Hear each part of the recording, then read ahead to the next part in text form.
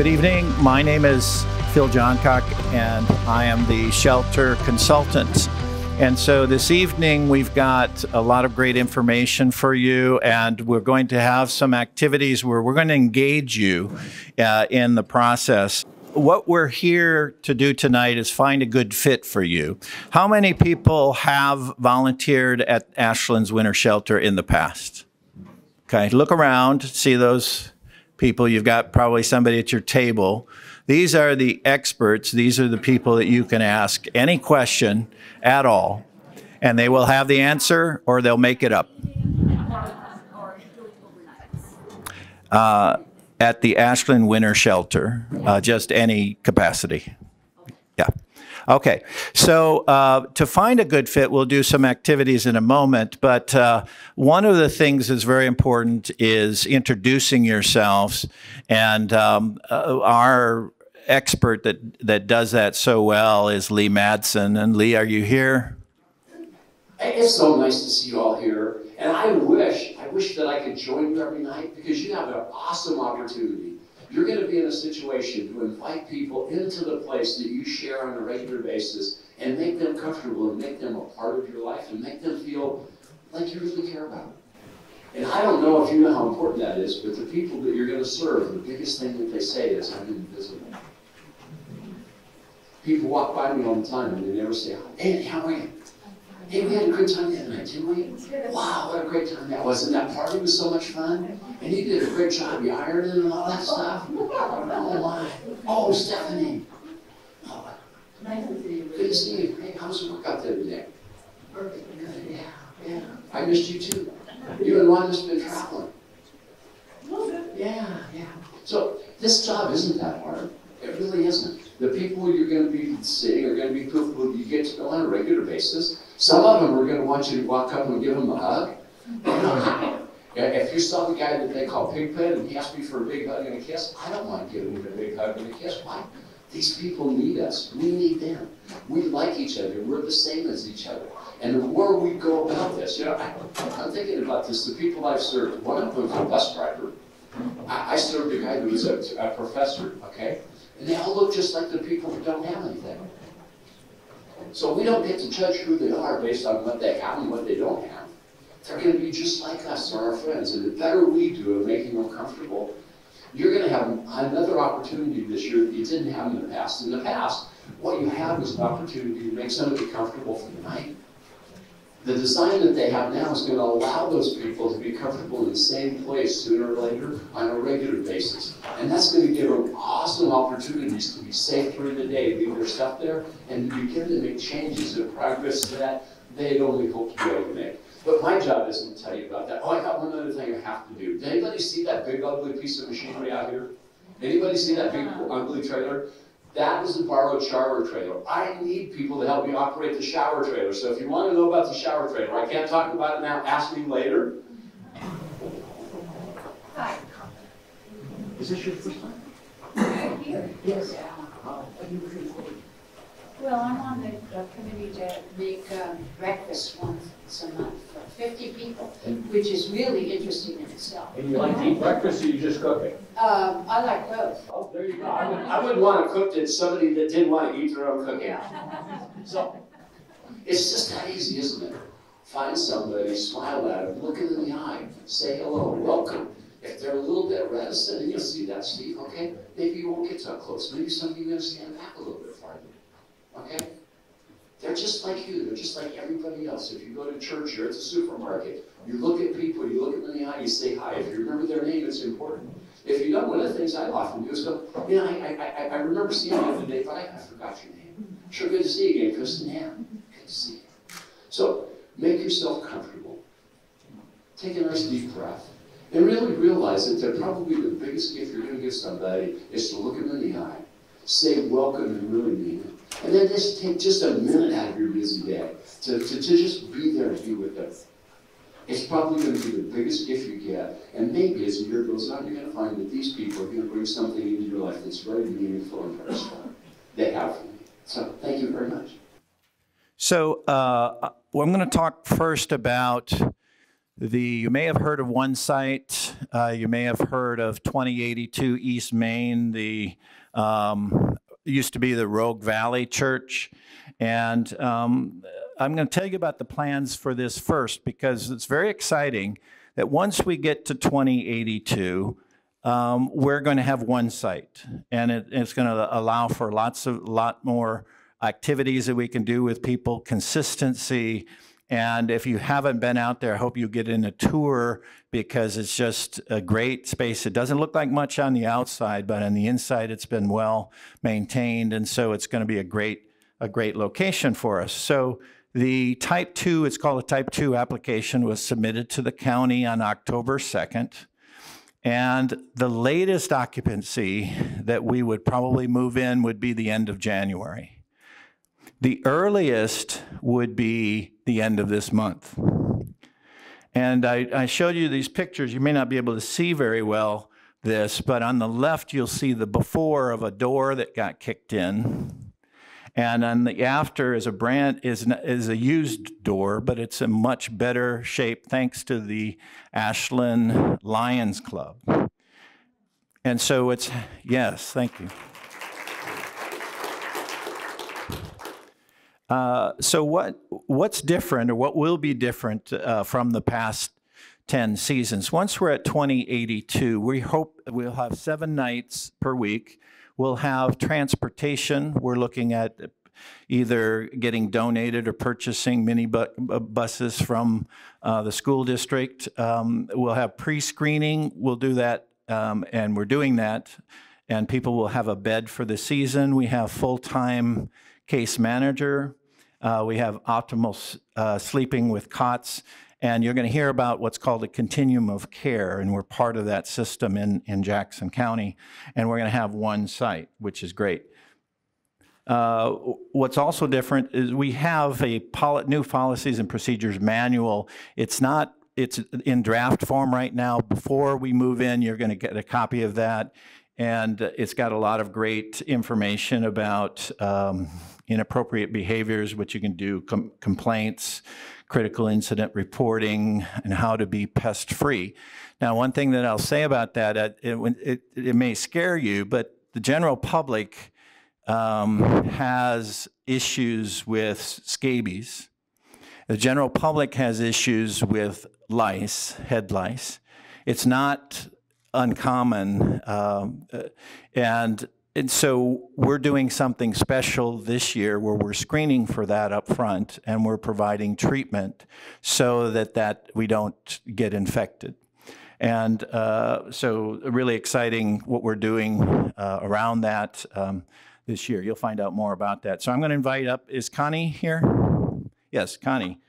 Connie Wilkerson is with the Continuum of Care, and I asked her to come up and talk a little bit with you about how our shelter here in Ashland fits into the overall picture. And then at the end, I'm going to come back and talk about how we're going to talk a little bit about the jobs available. And we're starting on Sunday, so while we're waiting for the East Main site to come online, we have some things that we're going to be doing. But I want to give a warm Ashland welcome to Connie Wilkerson.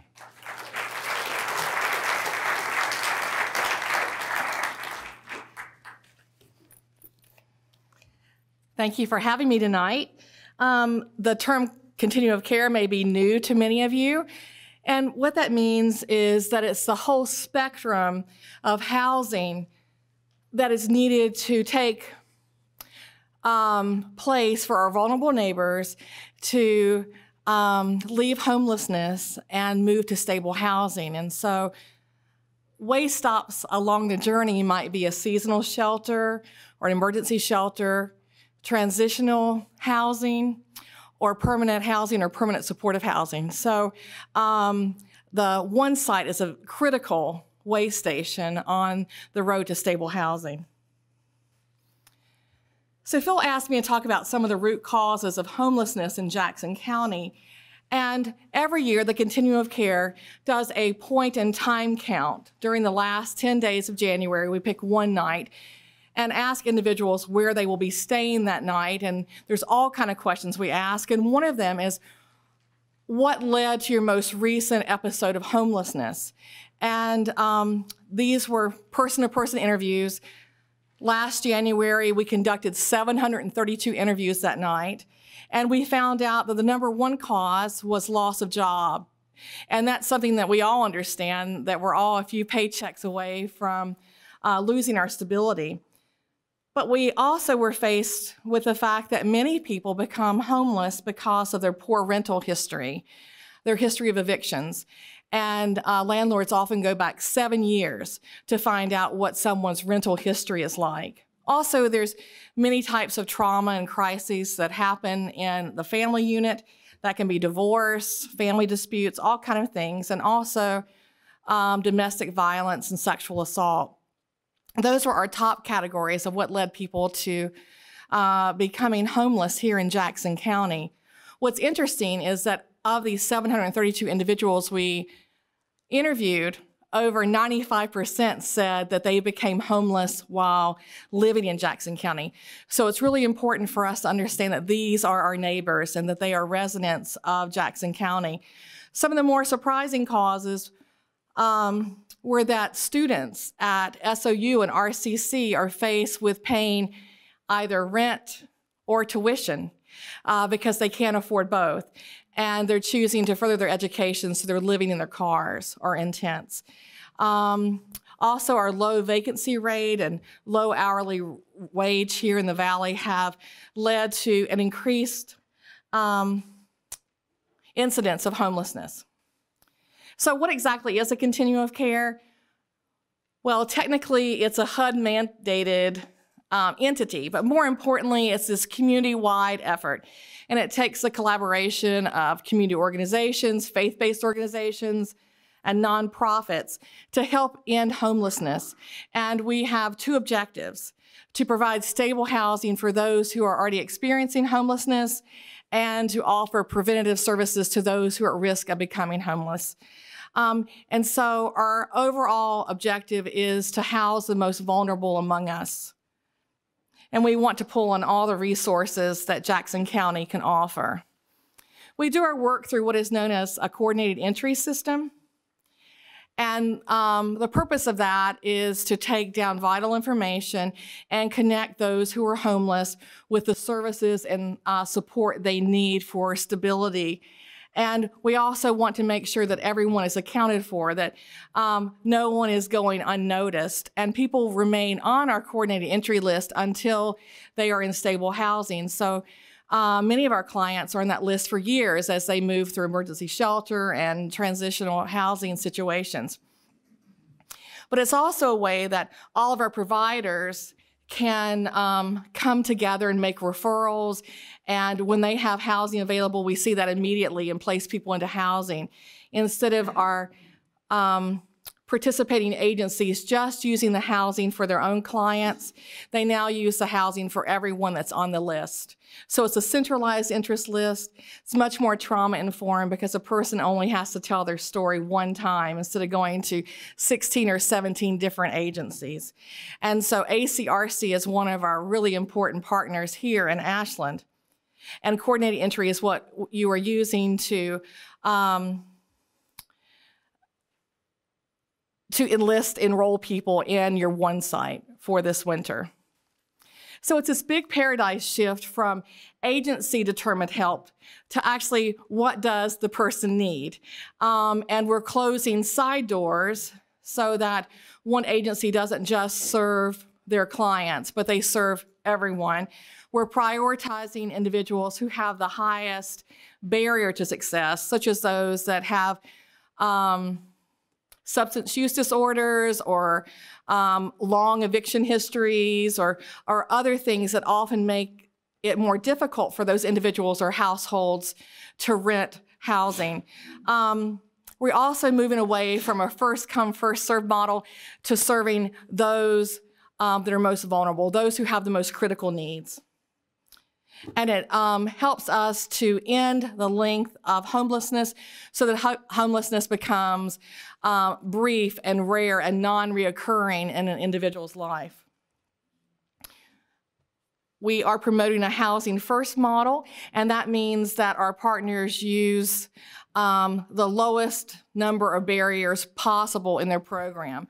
We encourage them to do away with pre-admission requirements like clean and sober or income requirements, and also to make support services voluntary, that an individual doesn't have to agree to go to all these classes and do all kinds of things before they can have a bed or a room or a unit or apartment. Across the country, over 90% of those who are housed in a housing first model choose to avail themselves of support services, because once someone is stably housed, they can start dealing with all the other parts of their life that need attention, that need to become whole, whether that is a health concern or job training, that kind of thing. And so we don't want to make all those things a requirement up front. We want to provide housing first, because that's foundational. And that's all I've been asked to talk about. Okay, so thank you.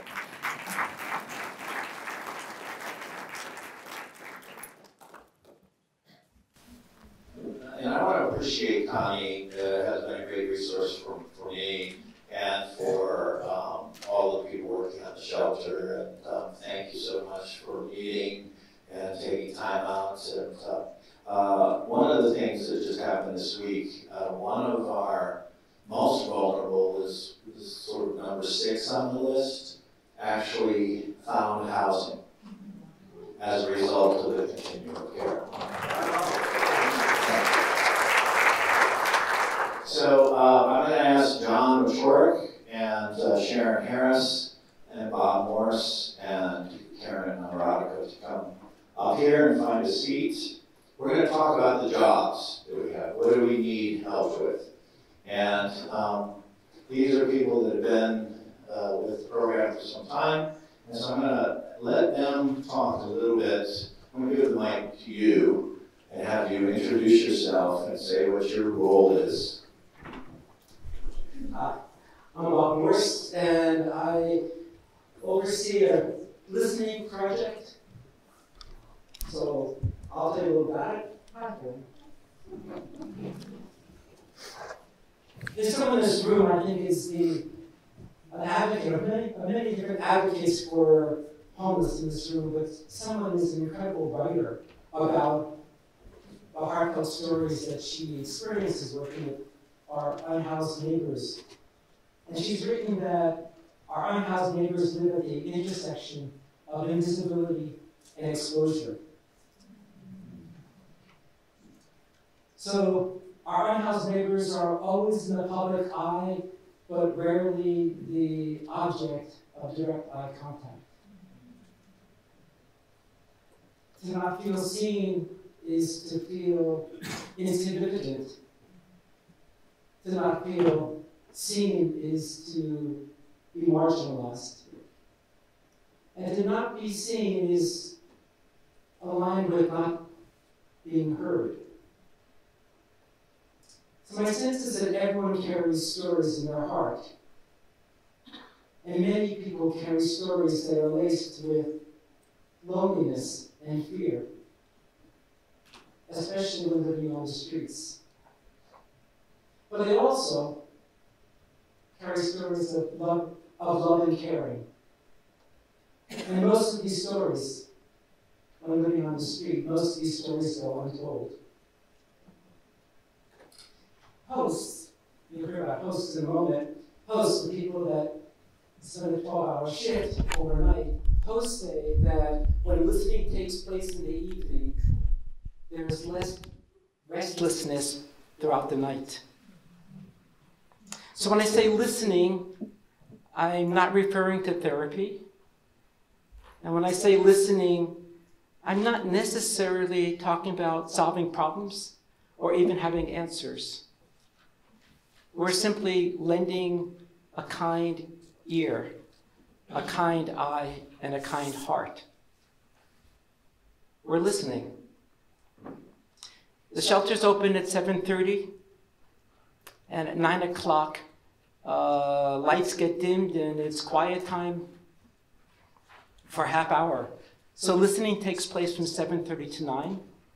And it takes place every evening that the shelter is open. And I invite you to consider joining us and being a listener. It'd be great if you could listen once a month.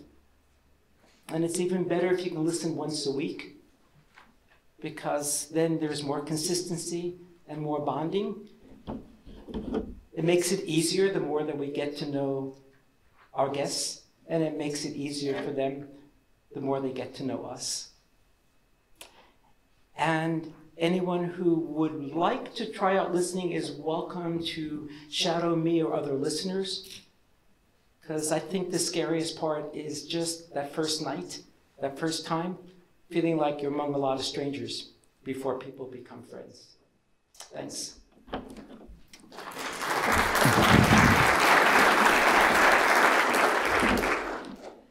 This is my 4th year as a host, maybe 5th. I'm not sure I understand. Oh, that's my phone talking back. Siri. Siri, I'm not talking to you right now. Just put her down. Sorry. Sure. Okay, so this I think is my 4th or 5th year going in, as Barbie Brenheiser was before me at First Press. And it was a no-frills shelter at the time, where we just opened the doors. We maybe got 10 to 15 people. They went to Senior Sam's and got leftover rice and beans and slept. We did not provide pads or blankets or anything. And she asked if she could retire at one point. And it was very scary my first time. I thought, I don't know what I'm going to say or do. And then all of a sudden you're surrounded by people that are so grateful to be inside that you think, oh, what was I scared about again? What was so scary? And then you become, because these people maybe you didn't know before, all of a sudden you see them around town, and they're not the people with signs.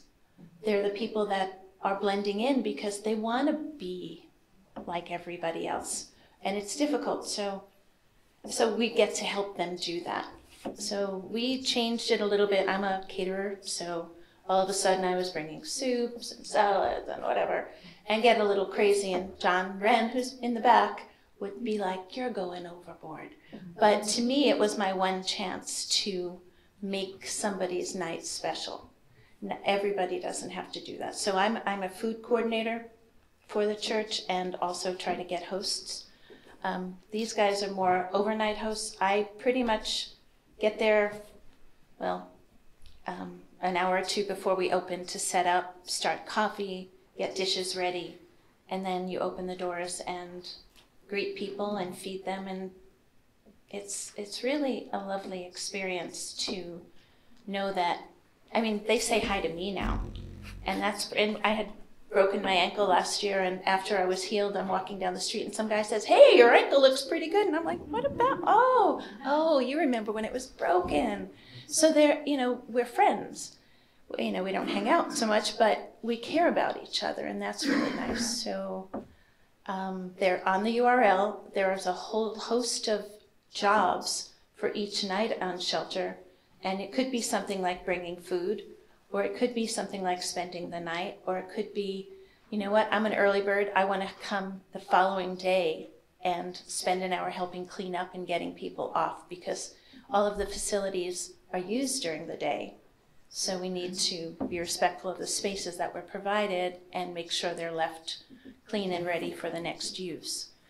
I don't know what else to say, but it's really going from a frightened person to, wow, this has changed my life in the very beginning was amazing. So, and I've met these really nice people here too.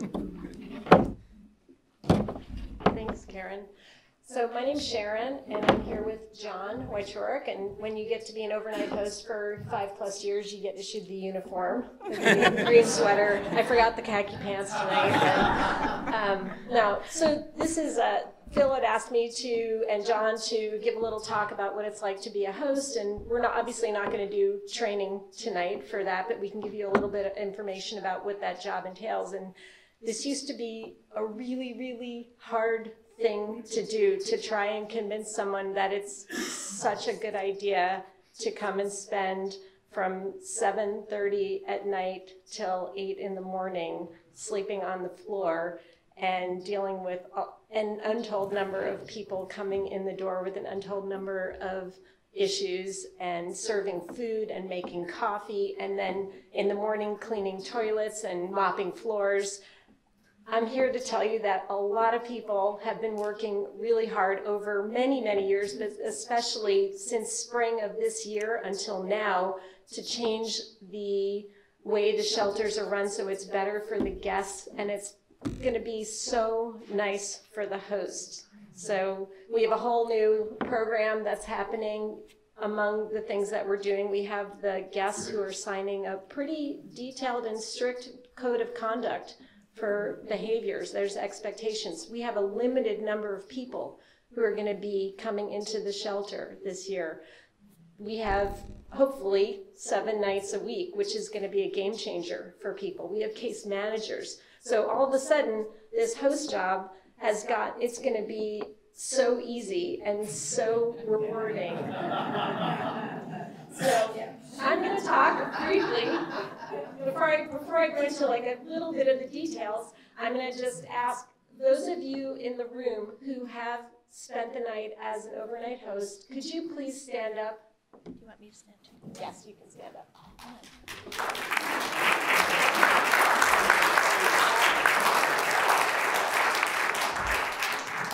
So one of the first things I'm going to say, we've heard a little bit of talk about fear. I would just say you might have some concerns. If you are going to host and you've never done it before, you will be paired with somebody who has a lot of experience. We would never put someone out there with somebody, 2 brand new people not knowing what's going on.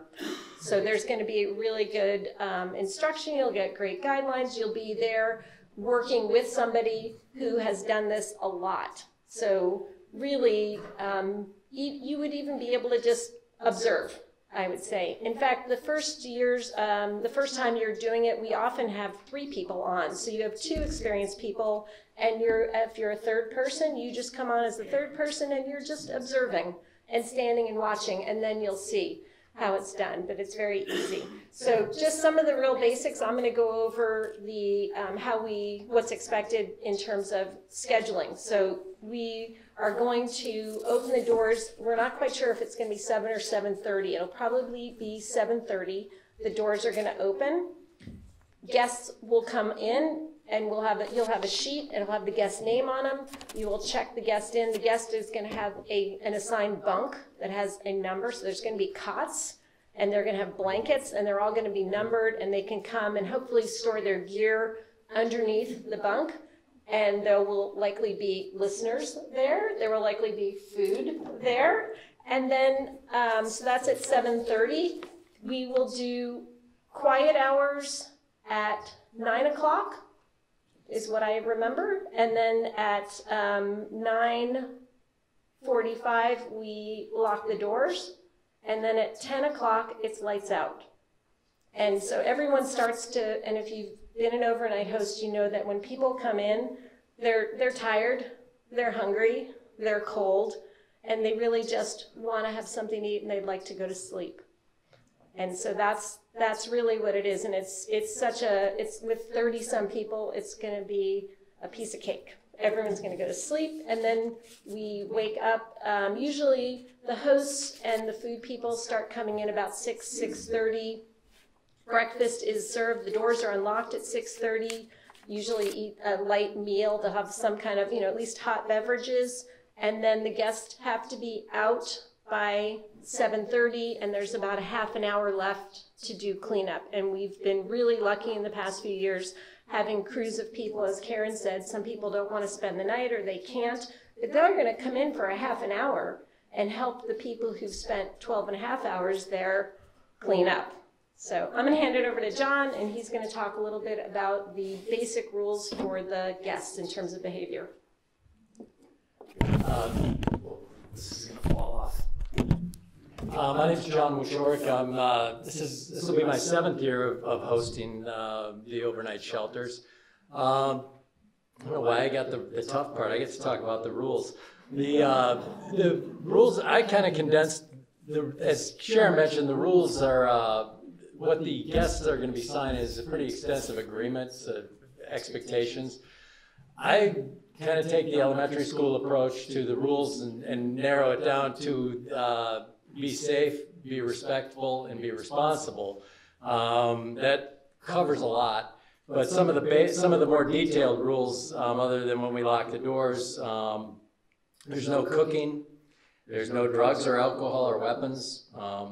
You can be high or intoxicated and when you show up, but you better be able to behave. As long as you can be well behaved, no disorderly conduct, you'll be fine. No threatening or abusive language. No excessive noise. Now there's one exception to that, and that's snoring. Because we have some people that can rumble the room, and you get to experience that. It's and you actually get used to it. No smoking inside the building. Smoking is allowed in a designated courtyard area outside of the building, 10 feet away from the door. And all guests and their belongings must be out no later than 7:30 in the morning. So pretty basic rules. Having done this for a few years now, Sharon used the word rewarding, and I guarantee you this is some of the most rewarding work that you'll do. It will be easier than it has in the past. Part of the reason it's going to get easier is this room gets bigger every year, and there's a bigger pool of people that continue to join and help, and this takes a lot of effort to make it happen, and it's really encouraging to see everybody in here, both brand new people and people that have continued to come back and do it. So we really appreciate all the collective effort by everybody in the community. I just want to add one thing. So again, the stakes are pretty high this year for the guests. A lot of people have put a lot of effort into making this a program that's going to help people get out of homelessness. We have a list of guests who've been pre-approved and who have signed these agreements. If I don't remember if they've talked about 1 or 2 infractions, depending on what they are, people will lose their place at the shelter. We're guaranteeing them a bed for the entire season. This is something that has not been done before. The stakes are high for people, and they're willing to put whatever effort it is to help themselves get into a better situation. So this year is going to be just a game changer for everybody. May I do one more? I just want to say the first night I spent the night was because somebody didn't show up. And when we found the man's number and called him, he lived too far away, and he said, "I'm so sorry, I forgot." And I said, "Okay." And I talked to the other host, and I said, "I just need to go change into something I can sleep in." And I came back with my pillow, and I was nervous. And as I lay there in my little spot, I started hearing the snoring and everybody relaxing. And I thought, okay, so I was afraid to be around these people, and these folks are so happy to be inside, and they feel safe here. And I'm the one feeling scared. That's so crazy. So that kind of helped ease me for the rest of the time. So. Okay, we've got a few minutes here for some questions, but I want to note that if you're looking up here, the times that Sharon gave are not the same that are on the screen and are not in your handout. So what do you do when there's somebody who says it's this time and then you learned it another way? Sharon's the boss on Tuesday nights. So what she says goes. So if she says you're up at 6:30 or you're whatever, or you have till 9:45, then you have till 9:45. And so as you may get some conflicting information, but that's just the nature of having 7 organizations and 200 volunteers that are doing this together. So thank you all. So I'm wondering what kinds of questions that we might have for, we didn't talk about cleanup. So cleanup is, and maybe there's a couple ways that cleanup works. If we have people that can clean up between like 7 and 8 in the morning, we have to be out by 8 o'clock.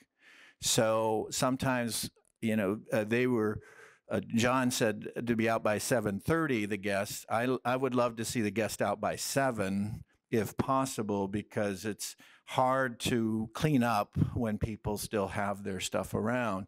But you work that out. So in the mornings, it's great for the host to spend the night. They don't get much sleep. And then suddenly, if you have somebody like Grant or, that comes in the morning and you're able to do that between 7 and 8, it's a huge thing for the hosts to be able to leave at a decent hour.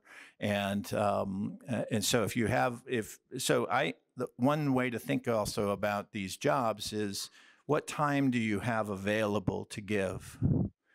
Are you available in the morning from 7 to 8? Are you available in the evening for listening from 7:30 to 9? Are you available, all night? Can you spend? And a lot of I love the Quakers' approach to having one person spend one night a month for 5 months. And if they get 8 to 10 people to do that, they're covered for the whole season. So that means you don't have to do this every week or every night. And so, if you're thinking about, that, I think that would you be just wondering about one night a month for 5 months?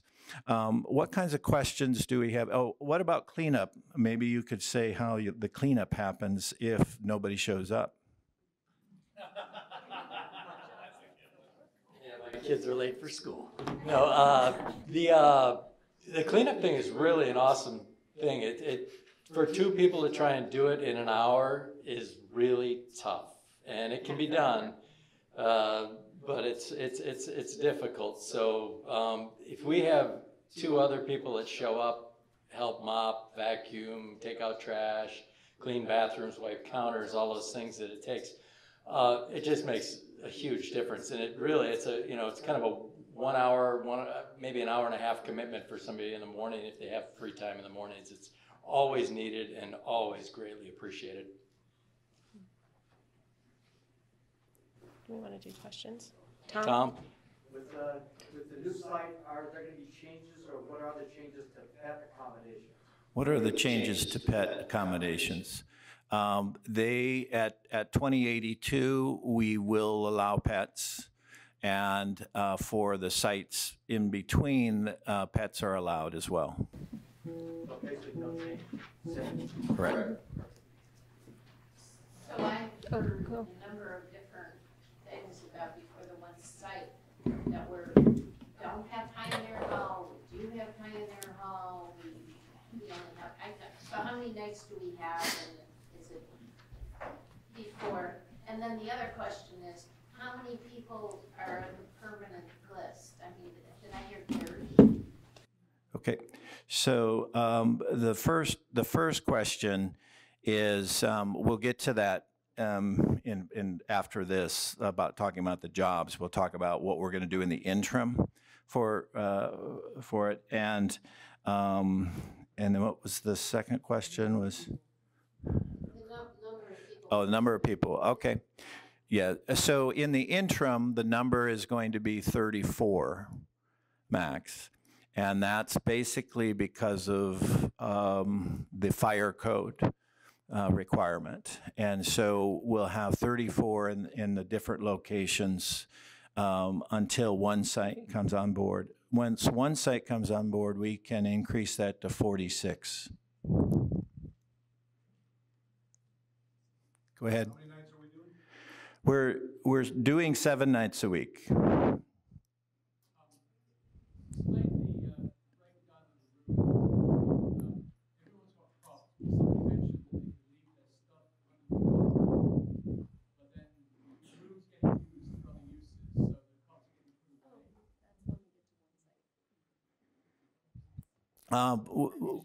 Yeah, go ahead again. I said, the old system, everything got cleaned up, everything got put away. The room was basically empty of anything that was ours, and we had an open place to clean up. But there was was mention about leaving their stuff under the cot. When they arrive. Imply that the cots stay out, okay? Only for the evening. Okay. In the morning, they get packed up somewhere. Yes, yes. We're exploring a model. I can share this, that Kelly Shelter, is Brandie here by any chance? Is she? Okay, maybe she can talk a little bit about this, but they have a pod system where people can leave some items that can be stored for an extended period of time, and then they bring the pod out once a week or so often, and they're able to access that too. So we're looking into that storage issue. Go ahead. I'm a little bit concerned about the morning time. Being realistic, if you're getting up at 6 o'clock and having people exit at 7 o'clock and you're going to give them a breakfast, I don't think it's going to happen in that time. It happens. It happens. John says 7:30, so you give a little extra time for that. Most of the things in the morning. They get breakfast bars. There's certain things that people can take with them too. So if they can't, some of them won't get up right away, and then they can maybe take something with them. Karen, did you have something, Sharon? Okay. Any other questions? You need to get to the mic, closer to the mic. So I have some warm sweaters, some shoes. Is it appropriate if we have those things to bring them? If you have them right now and you can bring them tomorrow, I'll explain a little bit about one of the unique things that everybody's going to get an opportunity to get a shower and get some new clothes. And then we'll be able to take their old clothes, put them in a bag, and then wash them. And they will wash them themselves if they want, or if they give permission. Laundry Love is doing a great service in this community, has agreed to wash their clothes. So if you have any new clothes, I don't know, Vanessa, we may need to, if they have them, just where would they bring them?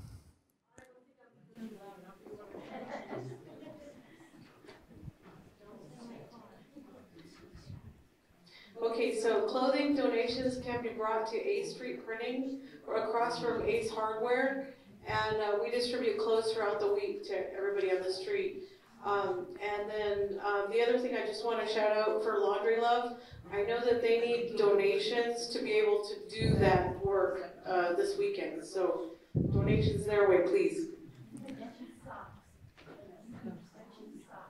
Oh, and socks are needed too, yes. We just bought 2 pair of socks for everybody last night. Also underwear of various sizes that I'm hoping we can return some that aren't opened. And also, Kristen, what else are we getting for people? Ross, I'm also going to get Ross for the girls.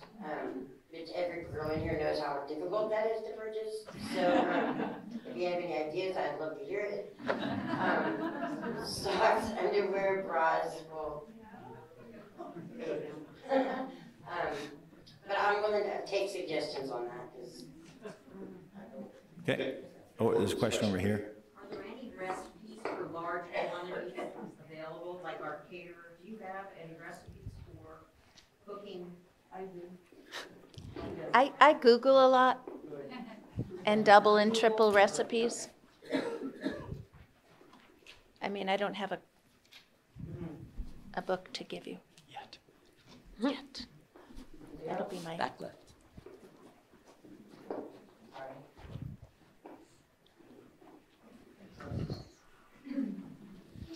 Is there a backup plan for when we hit our 36 and it's pouring rain or snowing and people are at our door?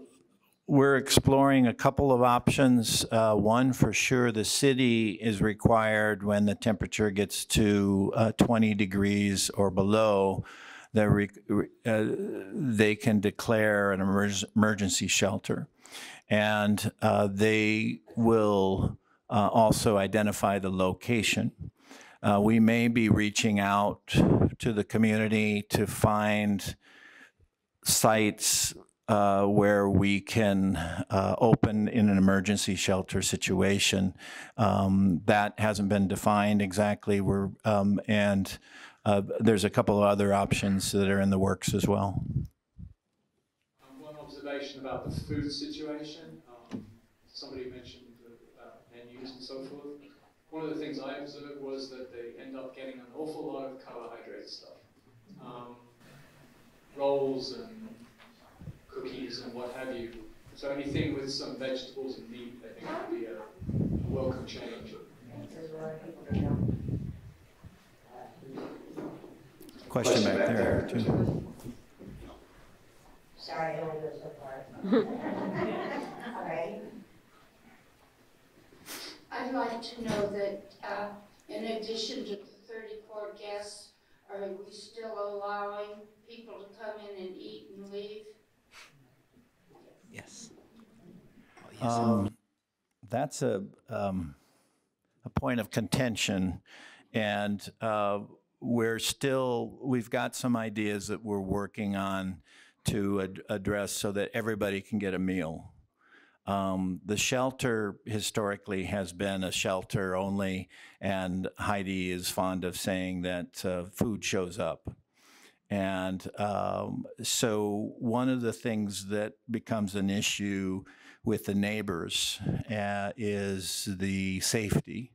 And when we allow people in that are not screened, we present a potential safety issue for the volunteers as well as the other guests and perhaps the neighbors.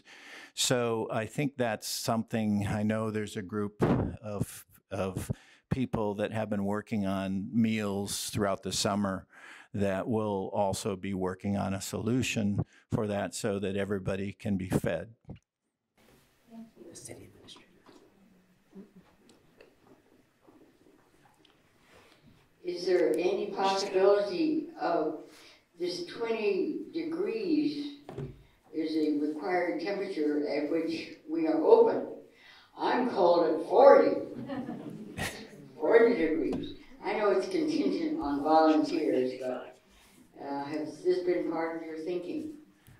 It has been the part of many people's thinking, too, about raising that from 20 degrees higher. And I know there's some discussion. It is can be an issue of volunteers. We want to fill the shelter first so we can offer it. We cannot open the shelter without 2 volunteer hosts to spend the night.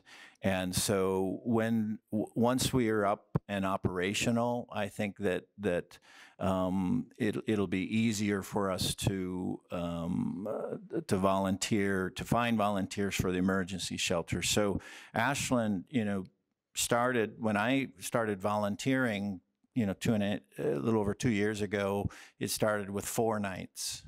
And then, as Karen was saying, that it started first with 1 night, and then it moved to 5 nights, and then 6 nights. So doing 7 nights is a huge stretch on our system, and I think that we're really working towards doing better, providing better services for everybody. And the emergency shelter is something that I think that could very well raise that 20 degrees, but I know a lot of people have talked about that, including a lot of people with the city council as well.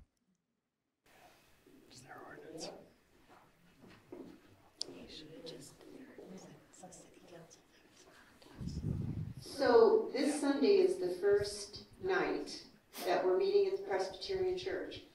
Are those 34 people already pre-approved, or are we going back on the old system, whoever shows up first? We won't go back to the old system. We have been for months now, working with screening folks. We prioritized those that are chronic homeless, that have at least 4 years of being homeless, and vets. And that was the first group, and then we've expanded beyond that. We found out a couple days ago that we've maxed out. And then in the process of reaching out to those people to let them know, we've identified some open spots. So it's going to be that way where we'll have people transitioning out for various reasons or for some reasons leaving. So it really becomes important for everybody to get screened as possible. So we've got the group screened. I think we have a few more openings, and a few as it gets colder and people find out there's shelter. I'm sure more people will show up to be screened.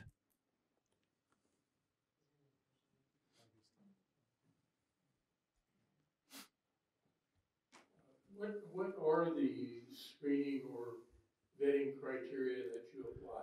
Has Leigh left? There's Leigh here? I think he left.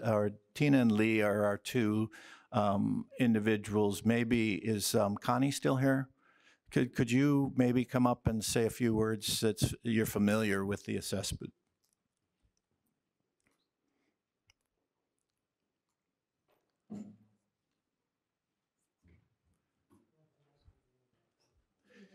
Yeah, why don't you use that mic if you want. And so we use two different assessment tools. The one for age 24 and older is called the VS-SPDAT, and the one for 24 and younger is called the TASE-SPDAT. We found that we needed two different tools because people who are 24 and younger were not as open to explaining how dire their situation was. And so a new national tool was developed for that so that their vulnerability score will really reflect their life situation. And so there's all kind of questions on the vulnerability tool. There are questions about incarceration, hospitalization, disabling conditions, substance use, eviction history, sexual abuse, domestic violence. It's a very intimate assessment. And people are trained, such as Leigh and Tina, to do that assessment. The tool is never given to an individual to do on his or her own behalf. It's done as a conversation. And all those who are trained how to word things, and answers are not bled because the wording is to be the same with each individual that we do. And depending on how they answer the questions, a score is generated. And that score shows how critical it is for that person to be housed. It's their vulnerability score. Does that help answer any questions? Yeah. One more question. Where is this being done? It's being done through the ACRC for the one site, which is the Ashland Community Resource Center. And it's being done for everyone that we put onto our coordinated entry at our other partners. We have 17 partners in the valley who've been trained. Thank you. Okay. Here's a picture. You probably can't see it very well of the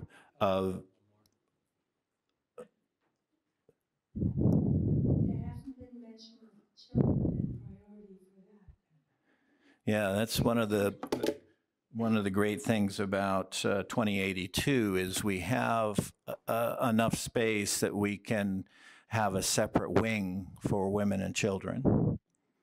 And so that's going to be very exciting to be able to do that once we're at 2082. Picture of last year's, some of the folks at the Volunteer Appreciation Day. We've got some training events coming out, and I don't know where David Wick is at, if he's around. Is you here, David? Maybe you could grab the mic from Kristen and mention this is really exciting, the partnership. Thank you, everybody. It's a hand for our job experts.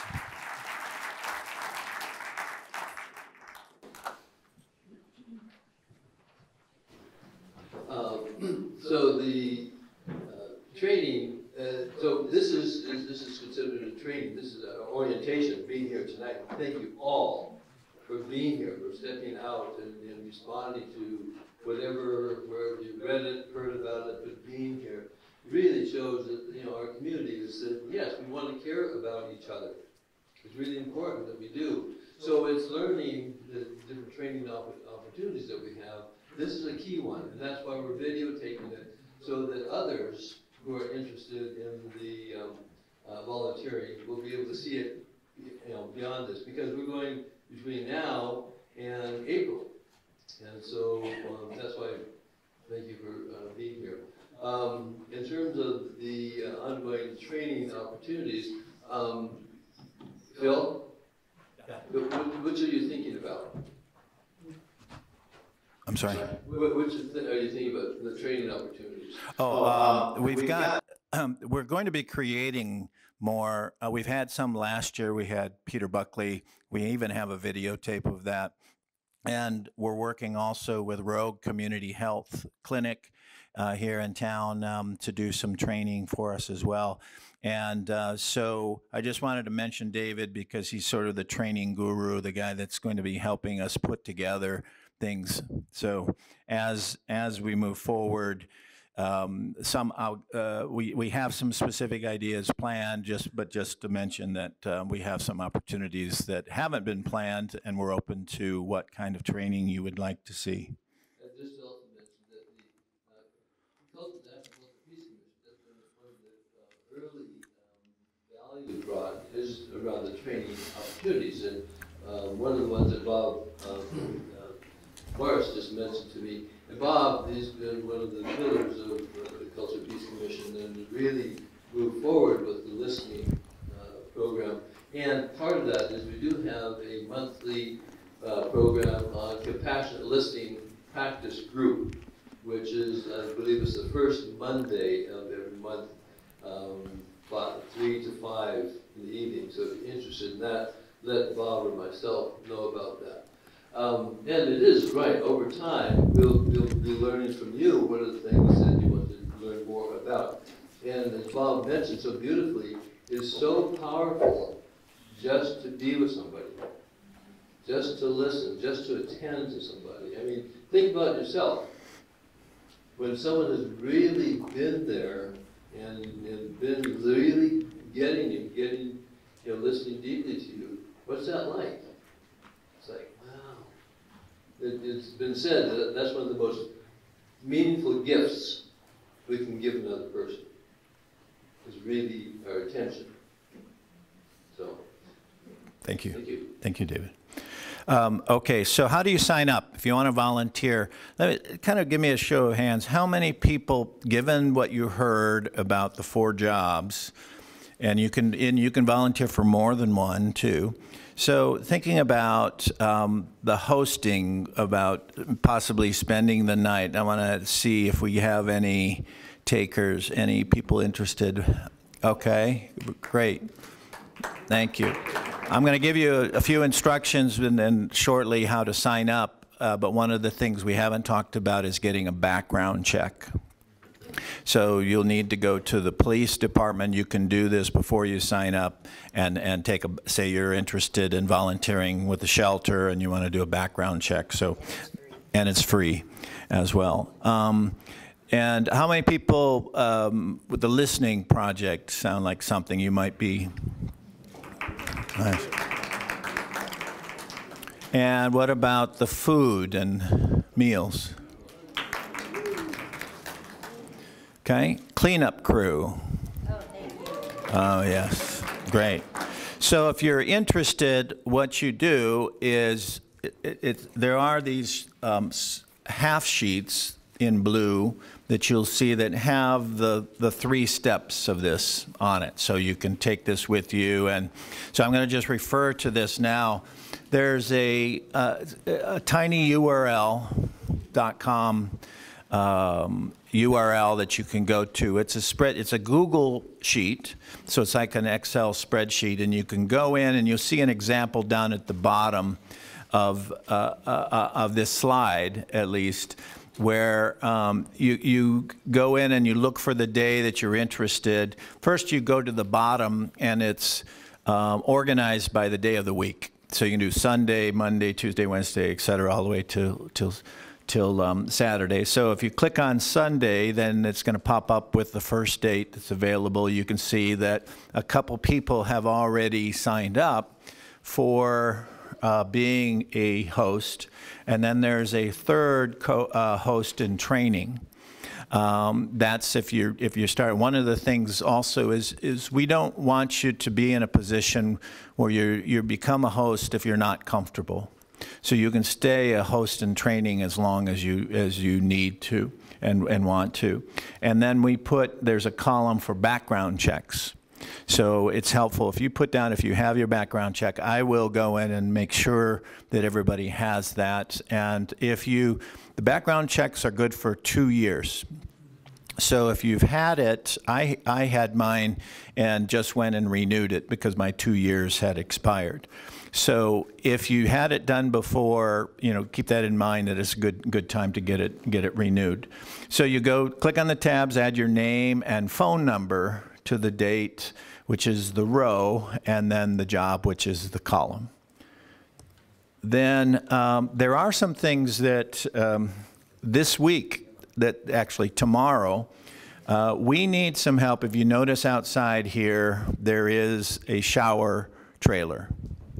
There is, and that is, so we've got 2 jobs this week for helping with the shower trailer. We need to have 2 volunteers at all times. So we need more volunteers for that. And we need help with welcoming the guests. And then we're going to be working with the clothes, selecting clothes, and then going over the guest agreement form.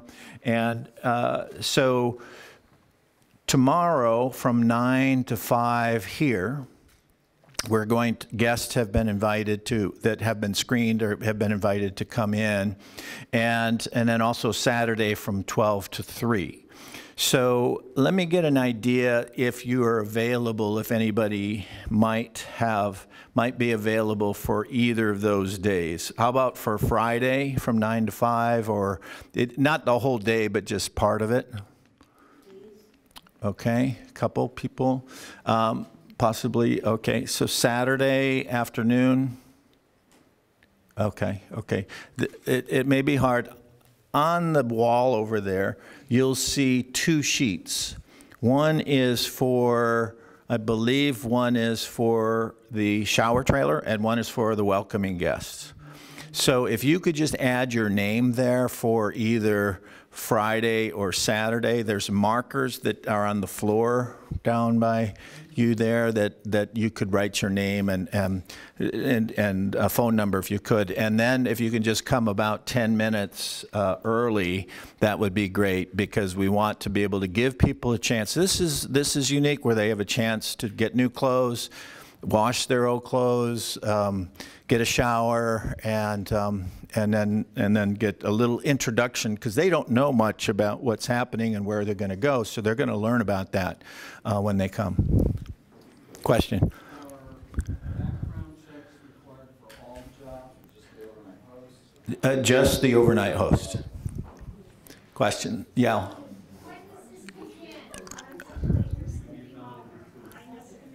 When does what begin?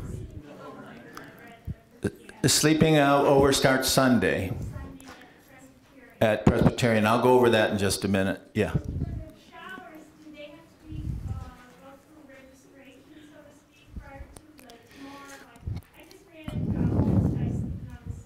Yeah.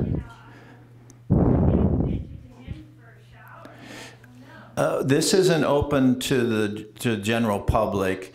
We don't have that many volunteers, but the Grove on Saturday is going to be open in the morning. Does anybody know what time? 9 to 11. 9 to 11. So send them over to the Grove. Yeah. Go ahead. My question is related to background checks. I live in Medford. I recently had a background check with the Sheriff's Department of Jackson County. But does this background check to help you at the Ashland shelter need to be done through the Ashland authorities?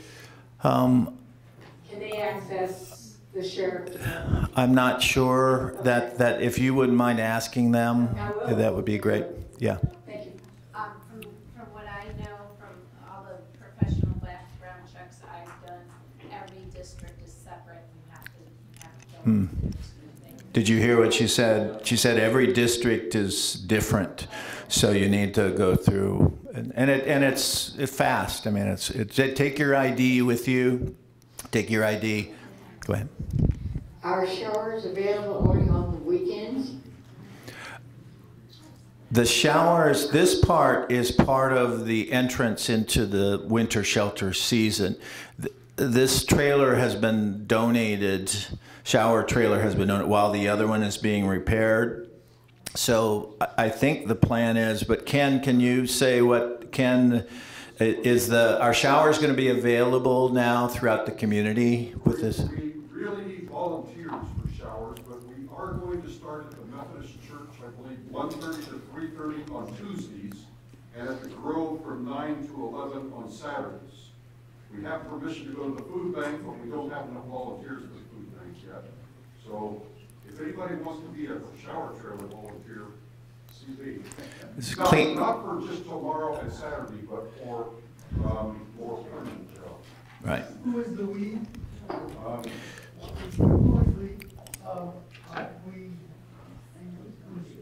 Yeah, so Ron is saying options for helping residents of Ashland run the shower trailer. It's one of our projects. So you can see any member of the ORA team. Ron Mogul, John Nosko's here, I'm here, Sharon Harris, John Wieczorek. These are all members of the board of ORA, and we're looking for volunteers for the shower trailer. Thank you. Brandie, where's Brandie? You want to come up for us? We want to hear a few minutes of what is happening for the Kelly shelter. And looking at the time, we'll get you out of here in about 15 more minutes. Is that okay? 15 more minutes? Okay. So Brandie Barnes is the case manager for the Kelly shelter. And I asked her to come and talk, share some of the experiences that they had there that we can actually benefit from. Yeah, I think Phil kind of tricked me. I thought this was a very small little, we've met several times over the last few months, and it's been a few people. So I came and I was like, holy moly. So I'm the shelter manager for the Kelly shelter. And so there's some things he'd like me to talk to you about, the differences between last year, or the first year and the second year. So the first year was real similar to how you guys ran it last year, first come, first serve. And you guys all know the problems and difficulties that came with that. The differences in the year was extraordinary. Last year, we did the same process that you guys are doing. We did the application, the screening. So the first year was all volunteer-based. The second year was paid staff. The first year was very, very chaotic. And there was, I mean, like I said, it was first come, first serve. There was no stability. The second year was very stable. So we offered the guests, just like you guys are doing, a bed from day one until the end, according to their behavior. So they were invested. They had rules to follow and structure and discipline. And so, as all of us know, raising children, that's one of the most important things, is that structure. And so they seem to thrive. So the last year, in 2018, we had case management services, community service volunteers, and day centers. So that made a big difference.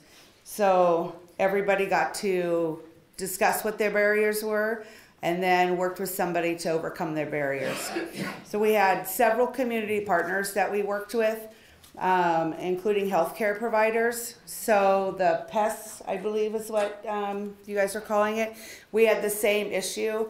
And so we had everybody screened, and it became very clean and very livable environment for the shelter to stay in. So 3 elements of success. So I think the biggest success this last year was that the guests had a sense of belonging. So for the first time, they felt like their opinion, their hope, their dreams, their ambitions really mattered. So there's a huge difference in being able to know you have a place to lay your head and that your belongings are safe every day for the period of time that you're there. So we helped implement that process with the pod.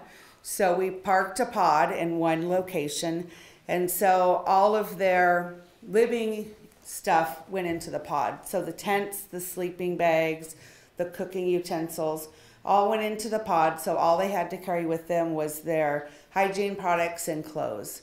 So it made them feel a lot more secure that they had a place to stay and they could go every single night and lay their head in the same spot.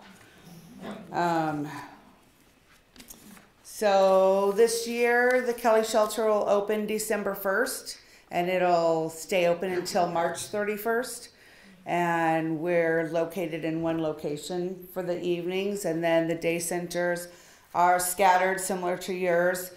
We have a couple nights at one church, First Presbyterian, a couple of nights at United Methodist, Set Free. So we rotate around the day centers, and we have community partners that come in those day center hours to work with the guests and try to overcome some of their barriers.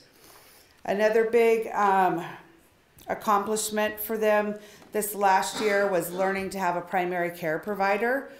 Most of these people had only used emergency rooms and clinics for a very, very long time. So once that we got them situated with primary care, they started to have relationships with one doctor or one group of doctors. And so they started to have relationships, and their healthcare needs became less and less because they were getting their healthcare needs addressed and getting referrals out and weren't having to use the emergency room. So, I don't know, any questions? And you're in Medford? Yes, we're in Medford. Yeah.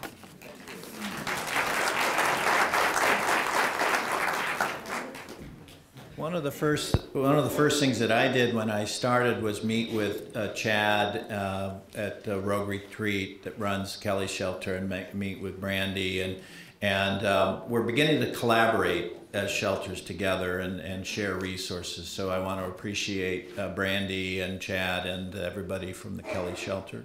A question? Yeah, go ahead. I just wanted to say that Alex and I are in charge of the laundry tomorrow on Saturday for Laundry Love. And Vanessa had mentioned if people wanted to make donations, you could make them to us tonight, and we'll see that they get turned into quarters and go into washing machines. Or checks to United Church of Christ. So this is a church we should be passing around a tithing. No, see them if you're interested. Okay, so just to move through, how do Ashland's unhoused residents get into the shelter to begin with? They need to call the resource center, which is next to Safeway, and set up between 9 and 2 and set up an appointment for a shelter screening. And then, as been said, Tina and Leigh are the ones that typically will do the assessment. They're the trained people. So the guests now get intro to the shelter season tomorrow and Saturday. Location is here. They're going to find out where the shelter will be held, get an explanation of services, take a shower, pick out the new clothes, and review the guest appreciation form. So get your background check and go to Ashland Police Department, bring your ID and say, I'm a shelter volunteer. And also watch your inbox when you came in. You put your contact information. So we'll give you the latest information because it does change.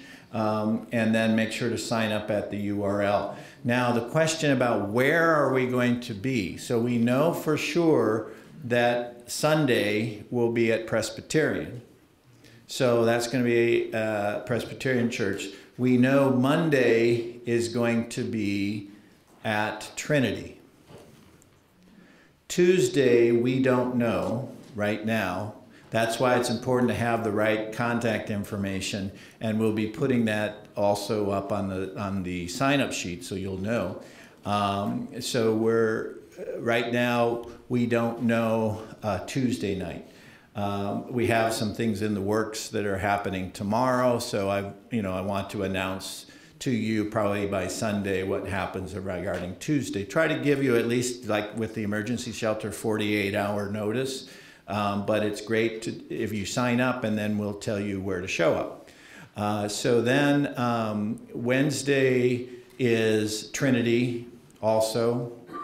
Thursday is the unknown. So Tuesdays and Thursdays are unknown, and we should know next week. We won't get into detail about Pioneer Hall and all of that stuff, but Friday will be Presbyterian and Saturday will be Presbyterian. So we've got all the sites. We're really in a unique position, and it's important for 2082 to East Main Street to happen. We have to be good at the interim part, because if we don't do a good job, well, we want to be great neighbors wherever we're at, and we want to. So it's important that while there's lots of information that may not be accurate and lots of rumors out there, but if you're on the email list, you've given us your email, then you'll be updated. And you can also go to the website, and I don't know if you have that, but there's a couple of business cards on your table. The one that has outside snow picture on it in the mountains, that has a Facebook page, and I want to let you know about that. And Vanessa manages the Facebook page, and it's a great way to get updates about what's happening. And she posts if she needs food, if she needs, certain things. And then wintershelters.com is a website that'll be changed. Right now it has the flyer for this workshop, and that'll be changed, and we'll be putting more information. So that's a place to go to get up-to-date information as well.